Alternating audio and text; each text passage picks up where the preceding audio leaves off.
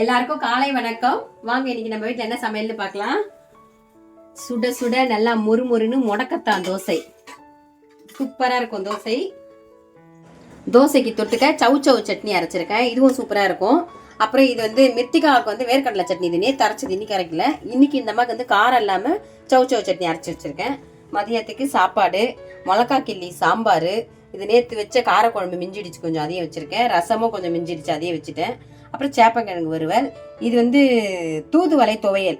நேற்று கோவில் போயிருந்தோம்ல, அங்கேருந்து வாங்கிட்டு வந்தேன் எல்லா கீரையும். தூதுவளை துவையல். இது மதியானம் பாப்பாக்கு முட்டை. புரட்டாசி குழந்தைக்கு இல்லை, அதனால நம்மளுக்கு கொண்டேதான். கோவில் போனதுல கீரை வாங்கி வந்து கீரை எல்லாமே சூப்பரா இருந்துச்சுமா, புதுசா இருந்துச்சு. காய் தூக்கிட்டு வர முடியல, என்னால முடிஞ்சாலும் கீரைங்களை மட்டும் வாங்கிட்டு வந்துட்டேன். அப்புறம் 24ஆம் தேதி ஒருத்தவங்க டெலிவரி சொல்லியிருக்கீங்க. அவங்களுக்கு வந்து நார்மலா டெலிவரி பிறக்கும். உங்க ஆசைக்கு புண்ணே பிறக்கும். எங்களோட வாழ்த்துக்கள், எங்க குடும்பத்தோட வாழ்த்துக்கள்.